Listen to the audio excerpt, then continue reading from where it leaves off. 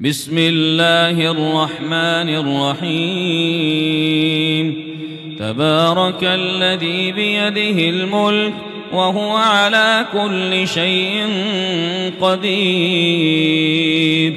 الذي خلق الموت والحياة ليبلوكم أيكم أحسن عملا وهو العزيز الغفور الذي خلق 7 سماوات طباقا ما ترى في خلق الرحمن من تفاوت فارجع البصر هل ترى من فطور ثم ارجع البصر كرتين ينقلب إليك البصر خاسئا وهو حسير ولقد زينا السماء الدنيا بمصابيح وجعلناها رجوما للشياطين وأعتدنا لهم عذاب السعير وللذين كفروا بربهم عذاب جهنم وبئس المصير إذا ألقوا فيها سمعوا لها شهيقا وهي تفور تكاد تميز من الغيظ كلما ألقي فيها فوج سألهم خزنتها ألم يأتكم نذير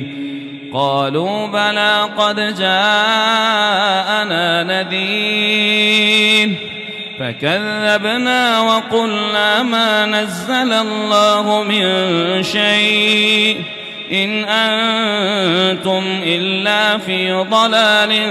كبير وقالوا لو كنا نسمع أو نعقل ما كنا في أصحاب السعير فاعترفوا بذنبهم فسحقا لأصحاب السعير إن الذين يخشون ربهم بالغيب وأقاموا الصلاة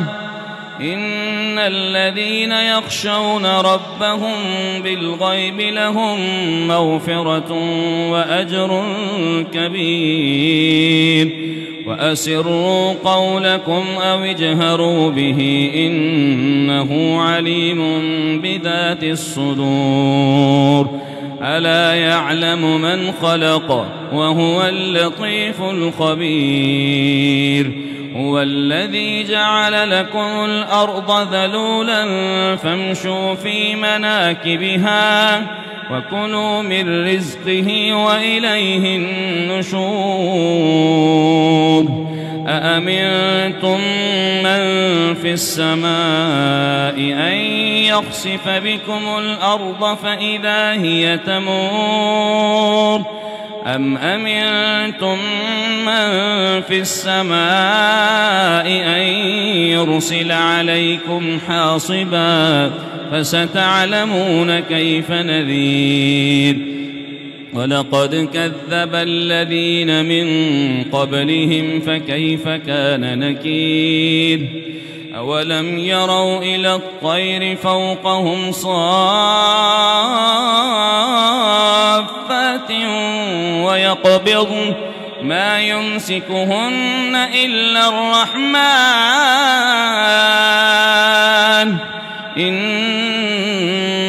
إنه بكل شيء بصير أمن هذا الذي هو جند لكم ينصركم من دون الرحمن إن الكافرون إلا في غرور أمن هذا الذي يرزقكم إن أمسك رزقه بل لجوا في عتو ونفور أفمن يمشي مكبا على وجهه أهدى أمن يمشي سويا على صراط مستقيم قل هو الذي أنشأكم وجعل لكم السمع والأبصار والأفئدة قليلا ما تشكرون قل هو الذي ذرأكم في الأرض وإليه تحشرون ويقولون متى هذا الوعد إن كنتم صادقين قل إنما العلم عند الله وإنما أنا نذير مبين فلما رأوه زلفة سيئت وجوه الذين كفروا وقيل هذا الذي كنتم به تدعون قل أرأيتم إن أهلكني الله ومن معي أو رحمنا فمن يجير الكافرين من عذاب أليم قل هو الرحمن آمنا به وعليه توكلنا فستعلمون من هو في ضلال مبين قل أرأيتم إن أصبح ماؤكم غورا فمن يأتيكم بماء